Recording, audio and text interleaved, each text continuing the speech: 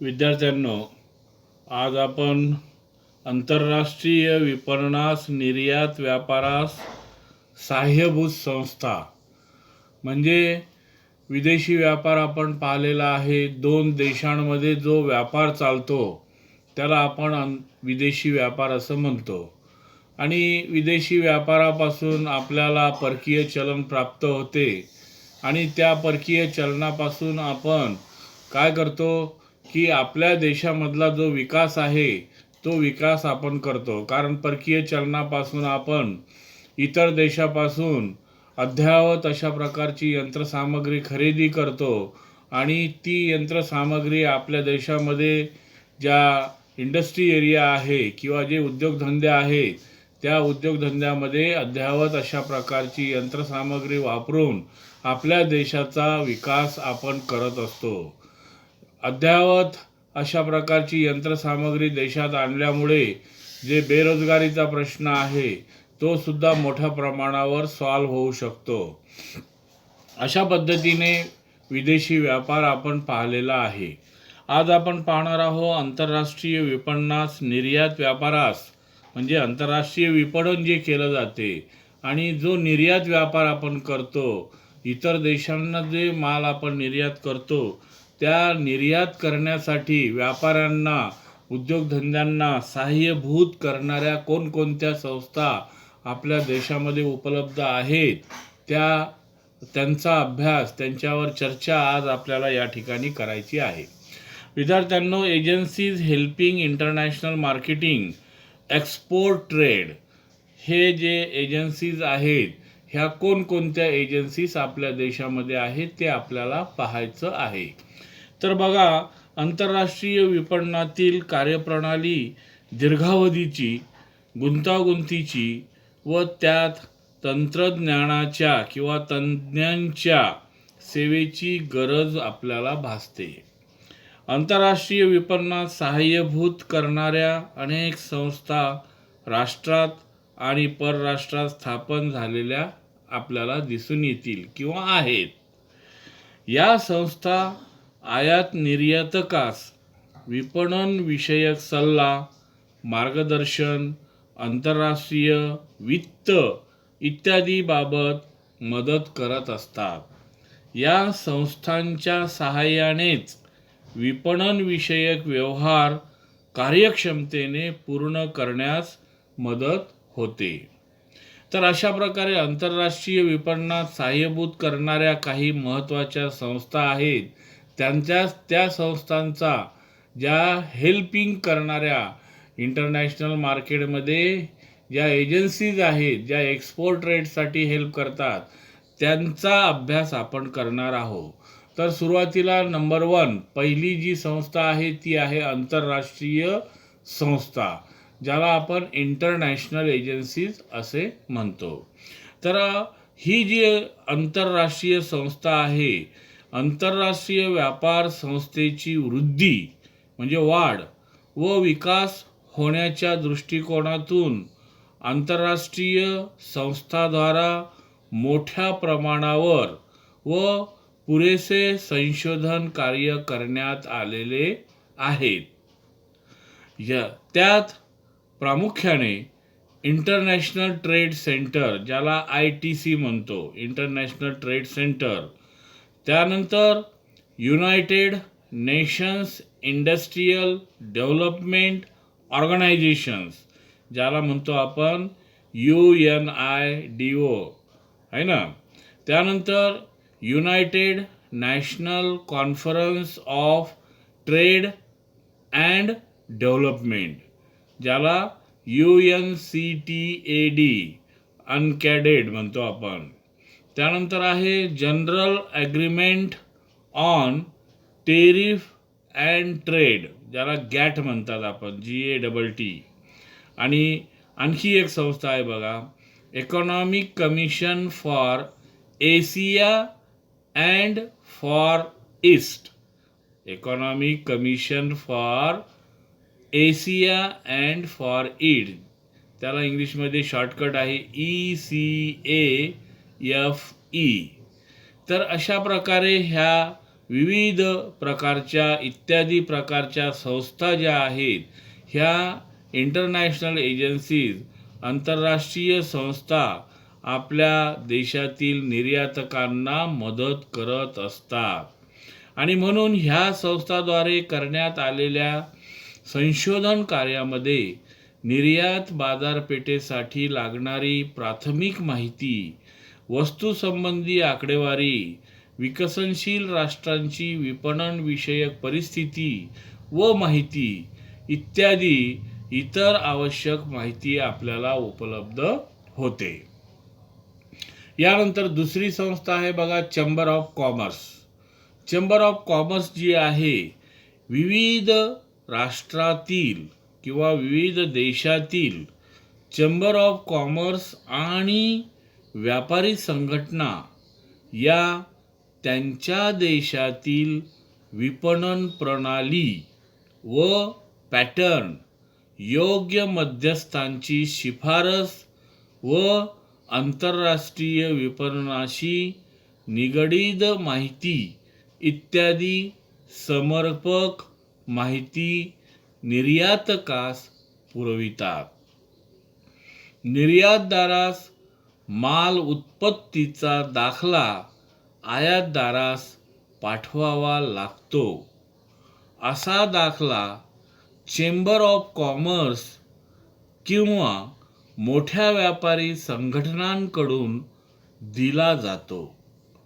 आयातक व निर्यातक यांच्या मदतीसाठी विविध राष्ट्रातील चेंबर ऑफ कॉमर्स आणि व्यापारी संघटना यांची नामदर्शिका, ज्याला आपण डिरेक्टरीज म्हणतो, पत्ता, संपर्क नंबर असलेली सूची सुद्धा उपलब्ध असते. आयातक आणि निर्यातक म्हणजे त्याला आपण इम्पोर्ट आणि एक्सपोर्ट असं आपण म्हणतो. तर यासाठी ही अशा प्रकारची वेगवेगळ्या प्रकारच्या सूची, त्यांचे नाव, गाव, पत्ता इत्यादी त्यामध्ये उपलब्ध असते. त्यानंतर नंबर 3 आहे, थर्ड, की विदेशातील भारतीय वाणिज्य दूत राजप्रतिनिधीचे कार्यालय. विदेशातील म्हणजे त्याला आपण इंडियन मिशन्स अब्रॉड म्हणतो. विदेशामध्ये आपले राजदूत असतात ना, मग ते जे राजदूत असतात, विदेशातील वाणिज्य दूत सुद्धा काही असतात, काही व्यवस्थित वेगळे राजदूत असतात, हे विदेशामध्ये कार्यरत असतात.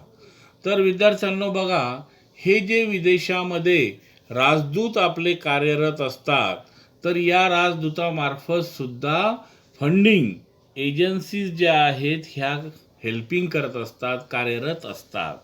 तर कशा असतात, त्याला इंडियन मिशन्स अब्रॉड म्हणतो आपण. तर आपल्या देशातील व्यापारात वाढ करण्यासाठी प्रत्येक देशाने, आपल्या देशातील व्यापारामध्ये जर वाढ करायची असेल तर प्रत्येक देश जो आहे दुसऱ्या देशात वाणिज्य दूतांची नेमणूक करत असतो. त्यांचे मुख्य कार्य म्हणजे काय असते, तर दोन्ही देशातील व्यापारामध्ये वाढ कशी होईल, दोन्ही देशामध्ये कशी व्यापारात वाढ होईल, हे मुख्य कारण त्या वाणिज्य दूतांचं असते. असे वाणिज्य दूत निर्यातकांच्या म्हणजे एक्सपोर्टकांच्या मालाच्या किमतीचे प्रमाणपत्र देतात व आवश्यक ती मदत करतात. हे जे दूत असतात, हे जो निर्यातक करणारा असेल त्याच्यासाठी सर्टिफिकेट देतात, त्याची गॅरंटी घेतात की त्याचा माल चांगला आहे, व्यवस्थित आहे, दर्जेदार आहे, अशी गॅरंटी घेतात. त्यावर तो त्यांच्या भरोशावर माल निर्यात करण्यात येतो. वाणिज्य दूत हे कचेरीसुद्धा किंवा कचेरीद्वारा भारतातील निर्यातदारांच्या हितांच्या दृष्टीने सहाय्य करत असतात. त्यांना निर्यातीसाठी आवश्यक असणारी विदेशातील सर्व माहिती असते. विदेशातील ग्राहक, योग्य मध्यस्थ कोण आहेत, ग्राहक कोण आहे इत्यादी बाबतची माहिती ही त्या राजदूतांना असते, वाणिज्य दूतांना असते. आणि मग ते निर्यातदारांना, एक्सपोर्ट्सला मदत करत असतात. तर ह्या अशा प्रकारच्या ह्या 3 आंतरराष्ट्रीय विपणन यास निर्यात व्यापारास सहाय्यभूत संस्था 3 पाहिल्या. चौथी जी आहे ती विदेशी बँका, ज्याला आपण फॉरेन बँक्स म्हणतो.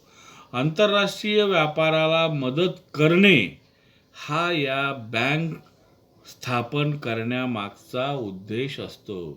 आंतरराष्ट्रीय व्यापाराला मदत करणे हा यांच्या मागचा महत्त्वाचा उद्देश असतो. आणि आयात आणि निर्यात व्यापाराला अर्थपुरवठा करणे व परकीय चलनासंबंधीचे व्यवहार करणे यामध्ये विदेशी बँकाचे विशेषीकरण महत्त्व असते. आयात निर्यात व्यापारी जे असतात त्यांना परकीय चलन उपलब्ध करून देणे, मदत करणे हे या विदेशी बँकाचं महत्त्वाचं कार्य फंक्शनिंग आहे. विद्यार्थ्यांनो, या विदेशी बँकांची प्रमुख कार्य म्हणजे विदेशी हुंड्या वटवणे, निरनिराळ्या देशातील चलनाची खरेदी विक्री करणे, त्याचप्रमाणे आयात व्यापाराला प्रवासी धनादेश व पतपत्रे देणे, नेहमीच्या बँका इत्यादी सोयी देऊन अंतर्गत व्यापाराला मदत करणे इत्यादी प्रकारचे कार्य या विदेशी बँकाचे आहे. विदेशी बँकांच्या देशोदेशी शाखा असतात. प्रत्येक देशाला मध्ये त्यांच्या शाखा असतात. भारतामध्ये सुद्धा विनिमयाचा धंदा किंवा बिझनेस बहुतेक करून विदेशी बँकाच करत असतात. विदेशी बँकांची काही उदाहरणे जर आपल्याला सांगायची झाली तर यामध्ये बघा, एक आहे मर्कंटाईल बँक. तुम्ही नाव ऐकलं असेल. मर्कंटाईल बँक आहे, चार्टर्ड बँक आहे, स्टँडर्ड बँक आहे. बघा आपल्या कॉलेजच्या मागच्या साईडला बघा, हायकोर्टाच्या बाजूला आहे, स्टँडर्ड बँक आहे, ग्रीडलेज बँक आहे, अमेरिकन एक्सप्रेस बँक आहे, त्याच्यानंतर बँक ऑफ अमेरिका आहे, त्याच्यानंतर एशियन डेव्हलपमेंट बँक आहे, डॉइच बँक आहे. ह्या ज्या विदेशी बँका आहेत, ह्या विदेशी बँका आंतरराष्ट्रीय विपणनास मदत करत असतात. आणि भारतात बऱ्याच काळापर्यंत विदेशी बँकामार्फत विनिमयाचे व्यवहार होत असत.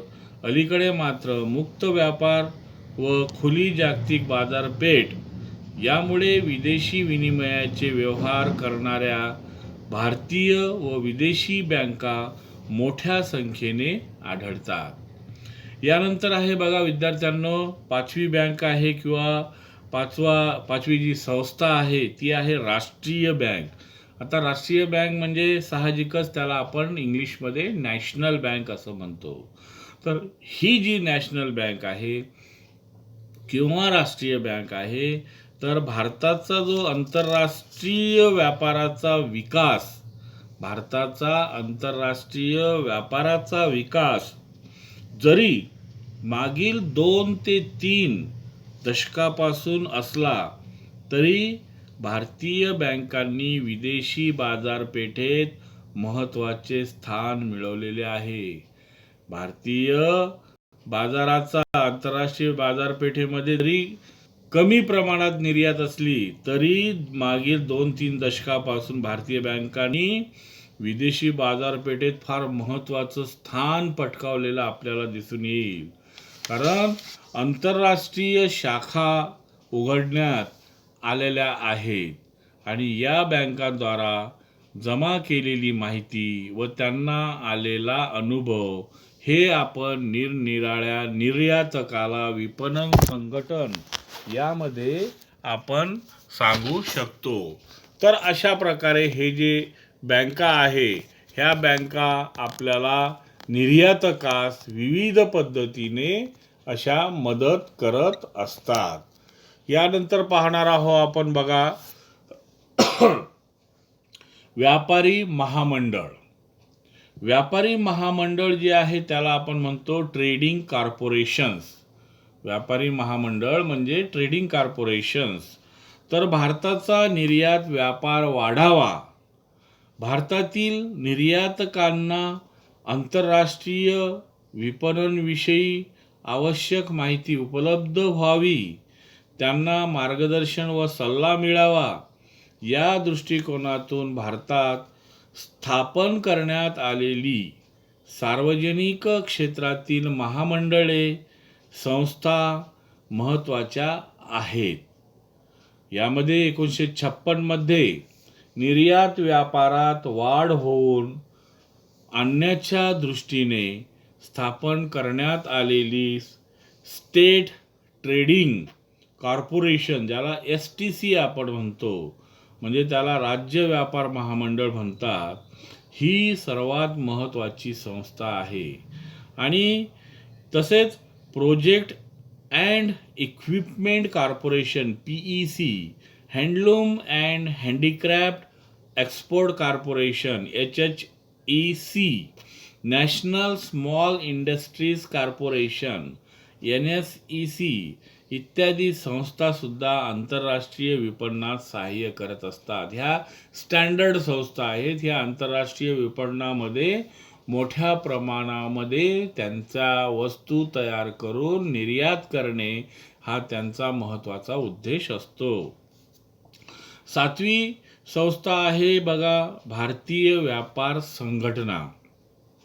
विद्यार्थ्यांनो, इंडियन ट्रेड असोसिएशन जी आहे, भारतीय व्यापार संघटना, ही निर्यातकाला, एक्सपोर्ट्सला मार्गदर्शन व सहाय्य करणाऱ्यामध्ये विविध व्यापार संघटनाचा विशेष उल्लेख करावा लागेल.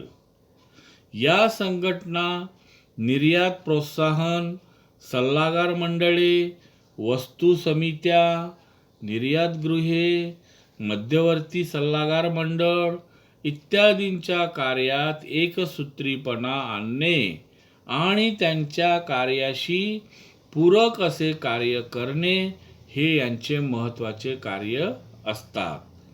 यामध्ये the federation of Indian chambers of commerce and industry, ज्याला FICC म्हणतात, the association of Indian chamber of commerce and industry, ज्याला ASSOCHAM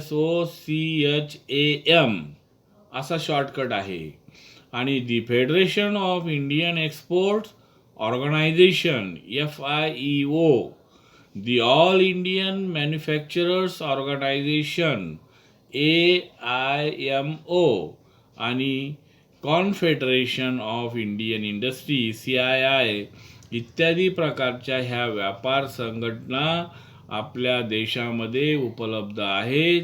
आणि त्या सर्व व्यापारी संघटना ह्या व्यापाऱ्यांना, निर्यातकांना सहाय्य करत असतात, मदत करत असतात. याचबरोबर शेवटची जी संस्था आहे बघा, शासकीय संस्था.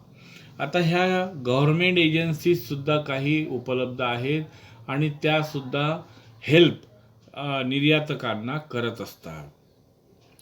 तर भारताच्या आंतरराष्ट्रीय विपणन क्षेत्रात व विशेषतः निर्यात क्षेत्रात काम करणाऱ्या शासकीय संस्था निर्यातकाला समर्पक माहिती पुरवतात. विद्यार्थ्यांनो, शासकीय संस्था ह्या कोणत्या आहेत तर the directorate of commercial intelligence and statistics. बघा, पहिली शासकीय संस्था आहे the directorate of commercial intelligence and statistics. दुसरी आहे industrial development of bank of India. तिसरी आहे mineral and metal trade corporation limited. आणखी एक संस्था आहे export credit and guarantee corporation of India. आणखी एक आहे एक्सपोर्ट इन्स्पेक्शन काउन्सिल आणि the trade fair authority of India, the Indian institute of foreign trade, अशा इत्यादी अशा प्रकारच्या ह्या शासकीय संस्थासुद्धा निर्यातक जे आहेत, एक्सपोर्टर जे आहेत, त्यांना फंडिंग पुरवणे, त्यांना योग्य मार्गदर्शन करण्याची सोय गव्हर्नमेंटच्या वतीने करण्यात येत असते. याशिवाय निर्यातकाला आवश्यक असणारी माहिती उपलब्ध करून देण्यासाठी नवी दिल्ली येथे वाणिज्य मंत्रालय विदेशी व्यापार हा स्वतंत्र विभाग सुद्धा कार्यरत आहे. वाणिज्य मंत्रालय हे जे न्यू दिल्ली येथे एक स्वतंत्र मंत्रालय आहे आणि हे जे मंत्रालय आहे इतर देशांशी कसा व्यापार केला जातो आणि आपल्या निर्यातकांना आयातकांना कशी मदत केली जाते हे या वाणिज्य मंत्रालयाकडून आपल्याला दाखवले जाते. थँक्यू.